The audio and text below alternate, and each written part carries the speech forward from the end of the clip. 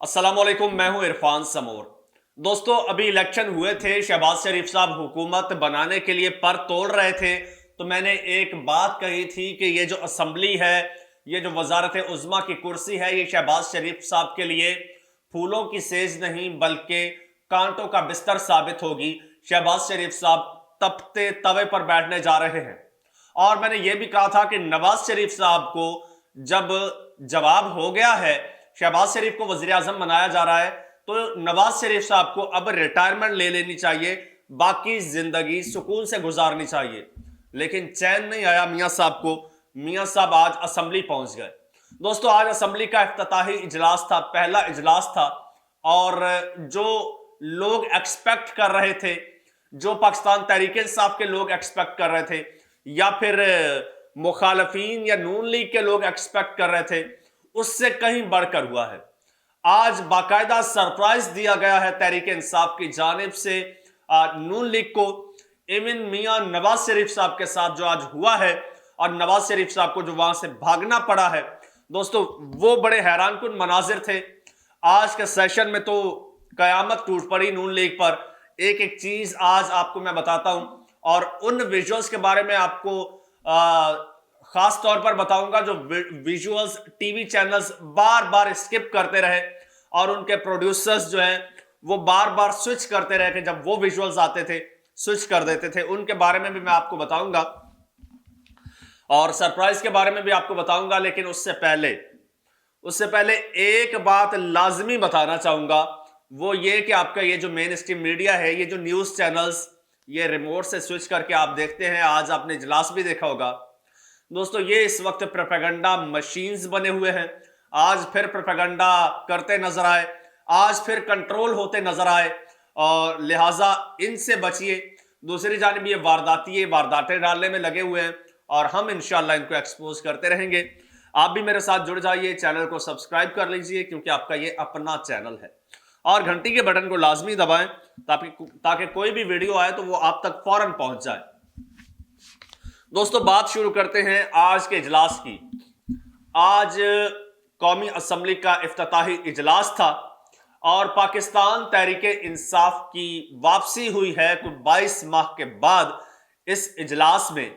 और इस इजलास में ऐसा सरप्राइज दिया है पाकिस्तान तहरीक इंसाफ वालों ने। जैसे ही एंट्री हुई है, उनकी एंट्री से पहले बाहर जो मेंबरान थे, उनसे मीडिया के नुमाइंदे जब बात कर रहे थे, तो वो ये कह रहे थे कि आज हम सरप्राइज देंगे, आज हम सरप्राइज देंगे। अब क्या सरप्राइज था ये तो किसी को मालूम नहीं था। लेकिन जैसे ही पाकिस्तान तहरीक इंसाफ की एंट्री हुई है कौमी असम्बली में, तो कौमी असम्बली पर जनाब उन्होंने छा गए हैं। उन्होंने यूं समझ लीजिए कि टेक ओवर कर लिया कौमी असम्बली पर, और वहां पर सिर्फ पाकिस्तान तहरीक इंसाफ नजर आई। कौमी असम्बली में सिर्फ इमरान खान नजर आए, और कौमी असम्बली में सिर्फ इमरान खान की आवाजें, इमरान खान के नारे गूंजते रहे।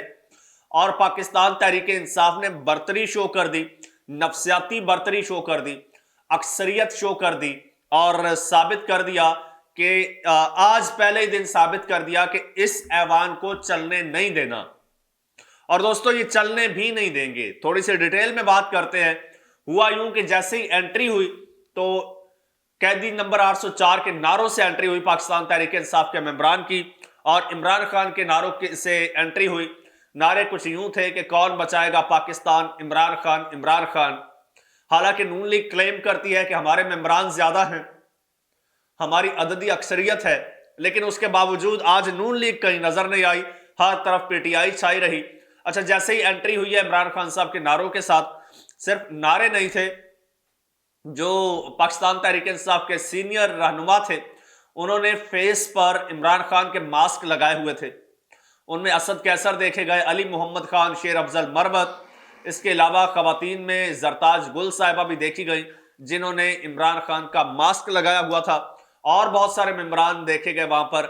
और इसके अलावा इमरान खान साहब की तस्वीर के बैनर्स जो थे, पोस्टर्स, बैनर्स, वो लेकर आए, और तमाम मेंबरान उन्होंने वहां पर लहराए, और उन्होंने ये साबित किया कि इमरान खान को आप माइनस नहीं कर सकते, और यह असेंबली इमरान खान की है।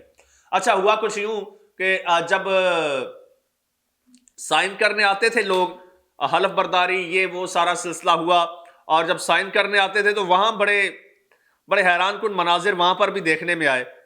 मियाँ साहब भी साइन करने आए और नून लीग की जानिब से लोग भी आए, लेकिन जब रोल ऑफ मेंबर पर साइन जैसे ही होते, जैसे पीटीआई के लोग आते साइन करते रोल ऑफ मेंबर पर और साथ ही इमरान खान साहब की तस्वीर लहरा देते जैसे। अच्छा, अब ये सारे मनाजिर जो हैं ये विजुअल्स लाइव चल रहे थे, टेलीविजन स्क्रीन पर लाइव थे, पीटीवी इसको वहां पर कवरेज दे रहा था, पीटीवी से आगे सबने उठाया हुआ था।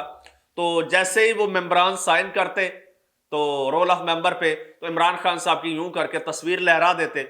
जैसे ही तस्वीर लहराते तो मीडिया की दौड़ें लग जाती, उन्हें फौरन वहां पर से स्विच करना पड़ता। तो 2-4 बार तो ऐसा हुआ। तो फिर उन्होंने क्या किया जनाब, फिर उन्होंने अपना एक प्रोड्यूसर प्रॉपर बिठा दिया पीटीवी ने और कहा कि फौरन इसको स्विच करना है वरना ये तो गड़बड़ हो जाएगी। अच्छा, फिर वैसा ही करते रहे, लेकिन चूंकि कवरेज तो देनी थी, पूरी असेंबली में इमरान खान की तस्वीरें नजर आई और इमरान खान के नारे लगते देखे गए, सुने गए। इसके अलावा एक और एक्सपेक्ट भी था, वो एक्सपेक्ट जो है वो हम भूल रहे हैं। वो ये कि मियां नवाज शरीफ साहब और शहबाज शरीफ साहब की भी एंट्री हुई। वो एंट्री आई, जब उनकी एंट्री हुई तो उनके सामने चोर चोर के नारे लगे और थ्रू आउट नारे लगते रहे। मरियम नवाज साहिबा भी गैलरी में मौजूद थी, नजर आई। उसके अलावा जब ये नारे लग रहे थे, नवाज शरीफ आए और रोल ऑफ मेंबर पर उन्होंने दस्तखत किए और दस्तखत करने के दौरान उन पर किसी ने वो इमरान खान साहब वाला मास्क भी फेंका, उनको मास्क भी मारा गया। खैर, ये कोई अच्छी बात नहीं है, ऐसा नहीं होना चाहिए। ठीक है, नारेबाजी की हद तक तो ठीक है। अच्छा, नवाज शरीफ साहब वहां से चलते बने, भागना पड़ गया नवाज शरीफ साहब को और 2 मिनट वहां पर ठहर नहीं सके, पीटीआई वालों ने ठहरने नहीं दिया और यही हशर शहबाज शरीफ साहब का हुआ और वो भी नहीं ठहर सके।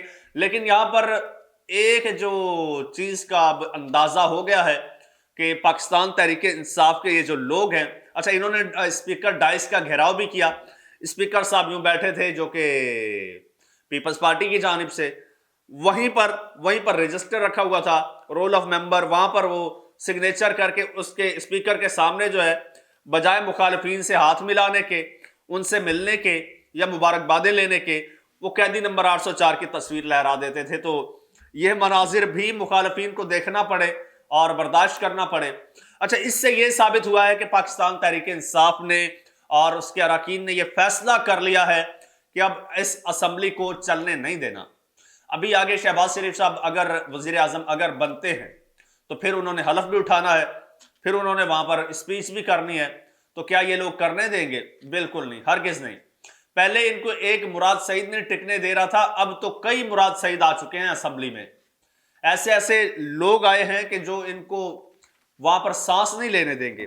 तो मुझे नहीं लगता कि शहबाज शरीफ साहब जो हैं वो असेंबली को चला पाएंगे।